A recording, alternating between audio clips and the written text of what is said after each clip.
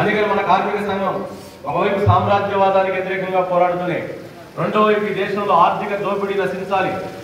ఒక మనిషి ఇంకొక మనిషి దోపిడీ చేయకూడదు. ఈ దేశంలో కార్మిక వర్గం బానిసత్వంతో ఉండకూడదు, హక్కులు లేకుండా ఉండకూడదు.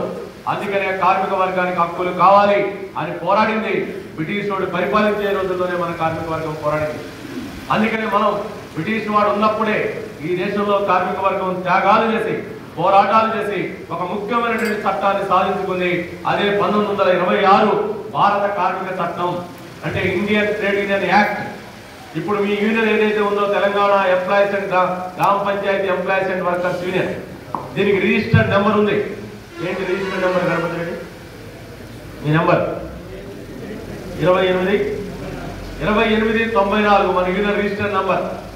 మన యూనియన్కి ఈ రకమైనటువంటి రిజిస్టర్ నెంబర్ ఎక్కడి నుంచి వచ్చింది? ఈ రిజిస్టర్ నెంబర్ రావడానికి కారణం ఏంటి? ఎవరిచ్చారు ఈ నెంబరు? ఈ నెంబర్ ఎవడో దానం చేస్తే రాలేదు ఈ నెంబరు.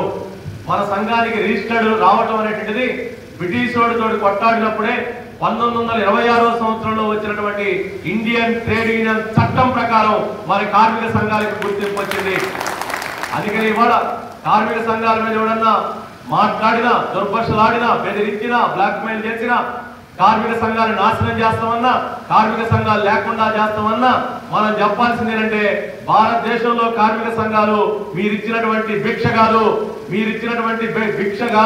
కార్మికులు పోరాడి సాధించుకున్నటువంటి చట్టం. అందుకని ఈ దేశంలో కార్మిక సంఘాలని నాశనం చేసే శక్తి పుట్టదు అని కూడా మనం సాటి చెప్పాల్సిన అవసరం ఉంది. అది మన భారత కార్మిక ఉద్యమ చరిత్ర.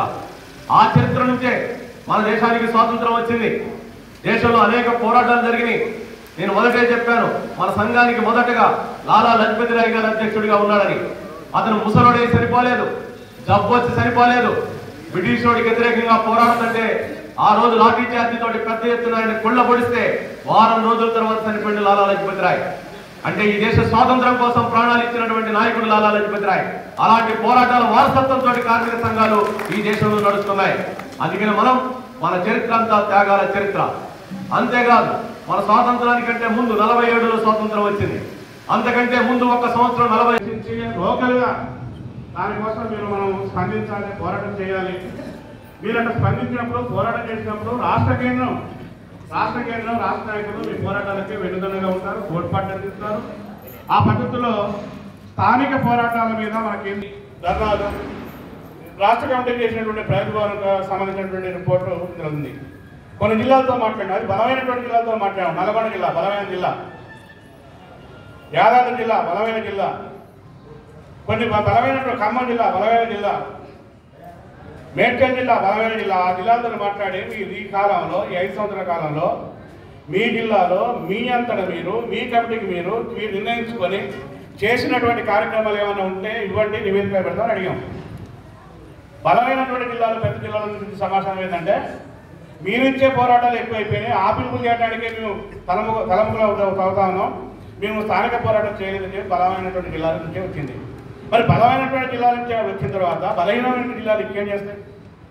కాబట్టి మన యూనియన్ నిలకడగా ఉండాలన్నా, మన యూనియన్కి పునాది ఉండాలన్నా, మన యూనియన్ ఆటుపోట్లు వచ్చినప్పుడు, అటు ఇటు వచ్చినప్పుడు ఊగిసలాడకుండా దొరకకుండా ఉండాలన్నా స్థానిక పోరాటాలు చేస్తే, స్థానిక పోరాటాల్లో కార్యకర్తలు వస్తారు. ఆ కార్యకర్తలు మనకి నాయకులు ఎదుగుతారు, వాళ్ళు పునాదిగా ఉంటారు. కాబట్టి స్థానిక సమస్యల మీద కేంద్రీకరించబోవడం అనేటువంటిది మన ఉద్యమంలో ఒక లోపంగా ఉంది. అంతా బాగుందని చెప్పుకున్నాం, రిపోర్ట్లో చెప్పుకున్నాం, మీరు మాట్లాడితే చెప్పుకున్నారు. లేవా స్థానిక సమస్యలు? లేవా బకాయిలు? లేవా బట్ట లేకుండా కూడా? లేవా వేధింపులు? లేవా తొలగింపులు? లేవా బెదిరింపులు? లేవా గుర్తింపుగా లేవడం లేదా? జనశ్రీ యోజన అమలుకు తీసేసింది, కేంద్ర ప్రభుత్వం ఎత్తేసింది. దాని స్థానంలో కొత్త ఇన్సూరెన్స్ కోసం మనం కొట్టాల్సినటువంటి అవసరం లేదా? జీవోలో ప్రతి సంవత్సరం పాలకవర్గాల ఇప్పుడు భవిష్యత్తులో తీర్మానం ఉంది. భవిష్యత్తులో ప్రతి సంవత్సరం పాలకవర్గం నువ్వు పని నచ్చితే వాళ్ళు తీర్మానం చేస్తే నువ్వు ఉద్యోగాలు ఉంటావు, లేకపోతే నువ్వు ఇంటికి పోతావు. ముఖ్యమంత్రి గారు ఒకసారి ఎన్నుకుంటే 5 సంవత్సరాలు ఉండలేడా? కలెక్టర్ గారు ఒకసారి ఐఏఎస్కి సెలెక్ట్ అయితే ఆయన సర్వీస్ మొత్తం ఉండలేడా? మరి వాళ్ళకేమో నెరవేరలేదు, మనకేమో నెరవేరలేదు. కాబట్టి దీన్ని మనం తీవ్రంగా వ్యతిరేకించాలి. బాండ్ పేపర్ మీద రాసుకోవాలనేటువంటి నిబంధన పెట్టారు. బాండ్ పేపర్ అనేటువంటిది ఏంటి, మన బానిసత్వంలో ఉన్నామా, కట్టు బానిసలమా, బాండ్ అండ్ లేబరమా? కాదు. దీని గురించి మనం పోరాటాన్ని ఉధృతం చేయాలి. అయితే కొన్ని పరిస్థితుల్లో పాలకవర్గం కొన్ని అడ్మినిస్ట్రేషన్ కొన్ని మార్పులు వస్తాయి. అడ్మినిస్ట్రేషన్ మార్పు వచ్చిన మార్పుల కనుక కూడా మనం మారాల్సి వస్తుంది.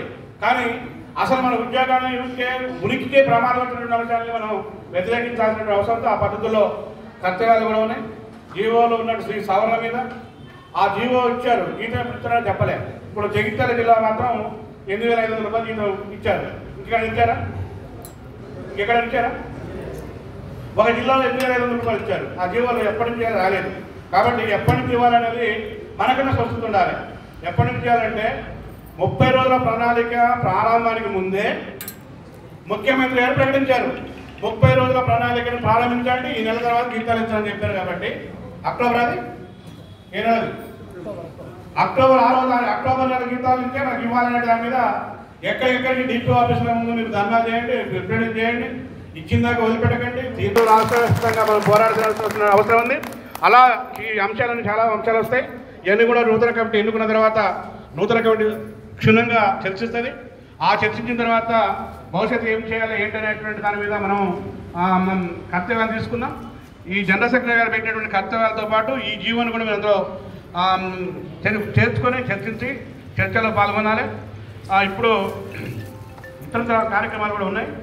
మన రాష్ట్ర ప్రధాన కార్యదర్శి గారు ఏరియా మీటింగ్ వదిలిపెట్టి మన దగ్గరికి వచ్చారు. వారి డైరెక్షన్ మనకి చాలా అవసరం ఉంది కాబట్టి వారు మాట్లాడాల్సినటువంటి అవసరం ఉంది. వారు మాట్లాడే ముందు మన మహాసభల్లో